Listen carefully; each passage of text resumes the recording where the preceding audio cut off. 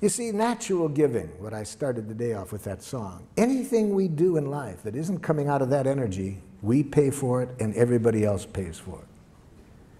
Anything we do out of fear of punishment, if we don't, everybody pays for it. Anything we do for a reward, everybody pays for it. Everything we do to make people like us, everybody pays for it. Everything we do out of guilt, shame, duty, obligation, everybody pays for it. That isn't what we were designed for. We were designed to enjoy giving, to give from the heart.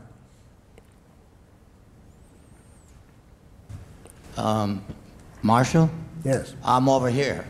My son brought me to one of your seminars, and I met you some 10 years ago. Yes. In Oakland.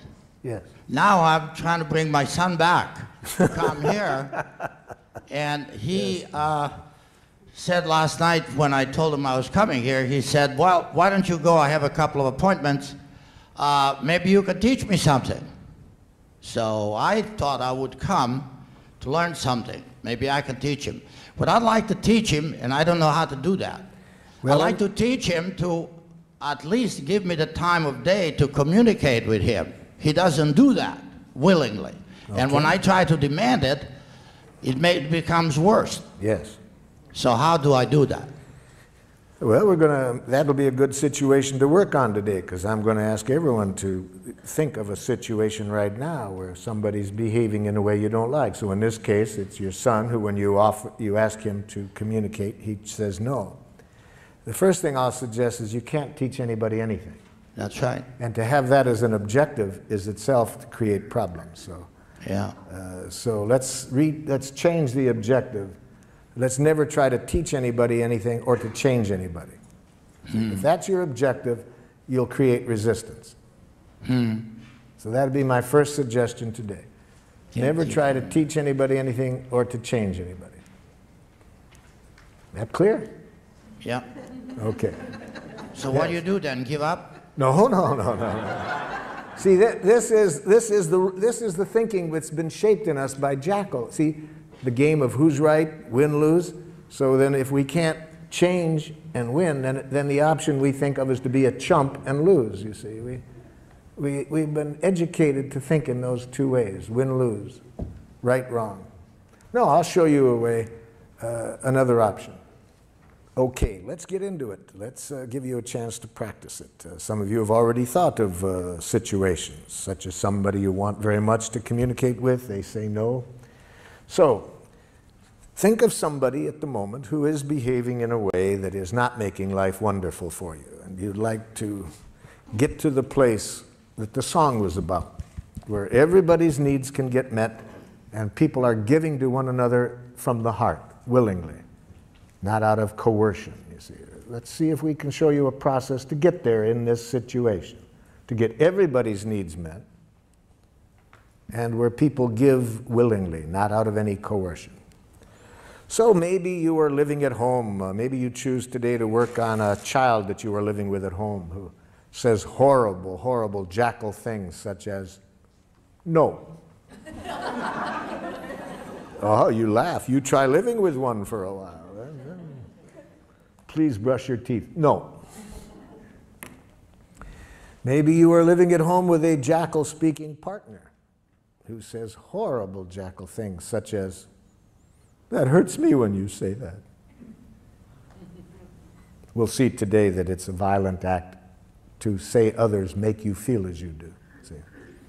To imply that others can make you feel hurt or angry. See? Maybe at work somebody's behaving in a way you don't like. They come late. They're not producing as well as you would like.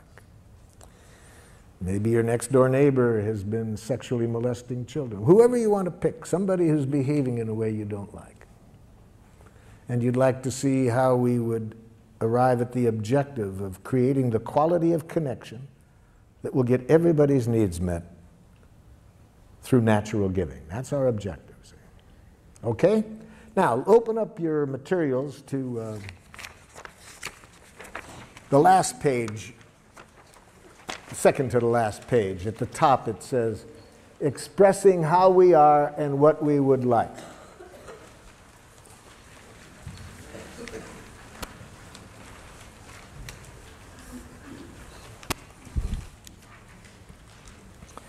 And it says under A, think of someone who does something that makes life less than wonderful for you. So this person that I'm asking you to think about, who's presently behaving in a way you're not crazy about, and what I'd like you to do is answer this question. Write here one thing that the person does that you don't like.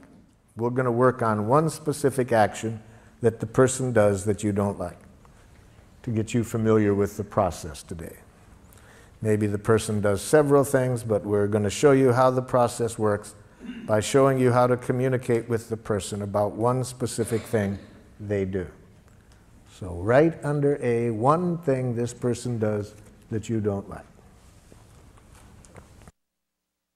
Now, when I was here in San Francisco working with the school system back in the 70s, the superintendent of schools asked me to go into an elementary school. He said the parents are complaining about the quality of relationship between these teachers and the administrator. They said the tension in the school is so great that the parents want to take their children out of the school.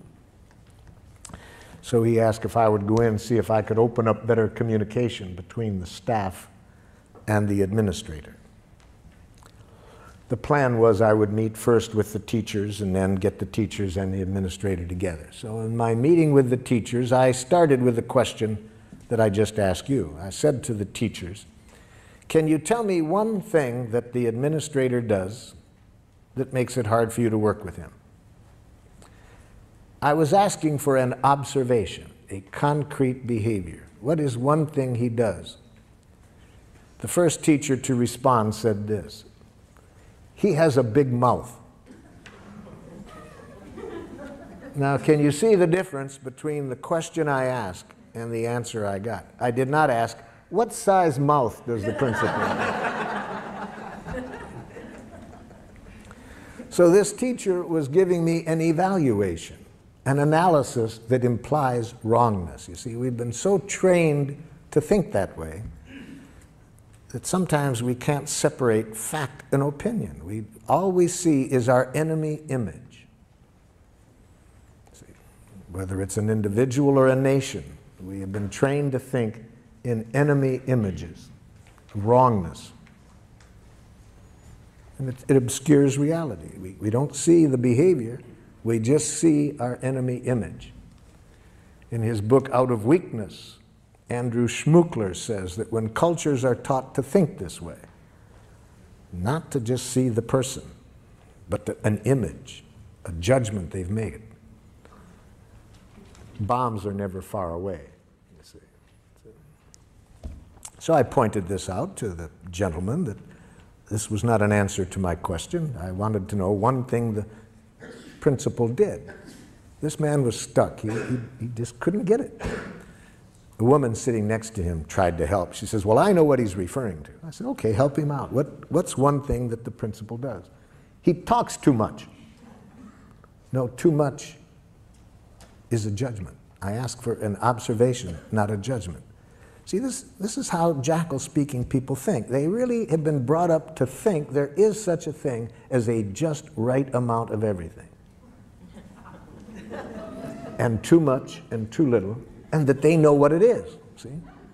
So they think that way. It doesn't make resolving conflicts too easy with them when people have an idea that there's a right and a too much and a too little, and they know what it is. And especially when they mix it up with an observation. I was just asking, what does the person do? And again, for the second time, this person couldn't see the behavior separate from the judgment. A third person tried to help. Well, I know what they're talking about. Okay, what? He thinks he's the only one that has anything worth saying. No, telling me what you think he thinks is an evaluation you're making of what you think is going on in his head. I was asking for what does he do? A fourth woman said, he wants to be the center of attention all the time. I said, now you're giving me a judgment or a diagnosis of his motives. Even if it's accurate, it's a diagnosis of his motives. It's not an observable behavior. My question was, what does he do? Now the entire faculty sits there quiet. Nobody can answer the question. And one of the women said to me, boy, Marshall, that's hard to do. Yes.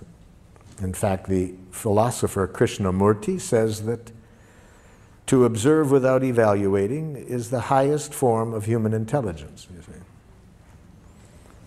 So those of us who have been taught to think in these enemy images, immediately to think right, wrong, good, bad, normal, abnormal, appropriate, inappropriate, to this, to that, we can't see reality. All we see is our enemy images. Well, with great help, with great effort on my part, I finally got them to get rid of the images and answer this simple question: what does he do? There was several things, but the one that they wanted particularly to start working with him on was this: that during their once-a-week faculty meetings, regardless of what was on the agenda, he would relate it to a war experience or a childhood experience. And the average meeting lasted 20 minutes longer than it was scheduled. Okay, that answered my question of what he did. He talked about war experiences, childhood experiences, rather than sticking to the agenda. I said, have you called that to his attention? They said, well, we can see now that when we tried to talk to him about it, these other judgments get mixed in, and he gets defensive. So they thought it would be a good idea to talk to him about it, but they asked if I would be at the meeting just in case. So I attended their next staff meeting, and I saw rather quickly what they were talking about, because almost as soon as an issue came up, the principal would say, oh, that reminds me of a time, and he would start to tell a story.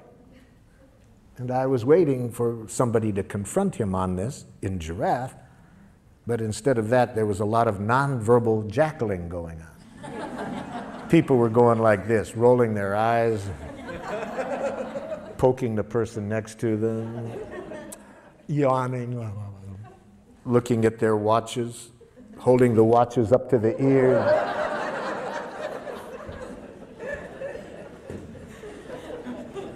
And I watched this scenario going on for a while, and I said, excuse me, but isn't somebody going to say something? Now there's a silence, and the man who spoke up in our first meeting, I could just see him getting his courage up, and he looks at the principal and says, Ed, you have a big mouth.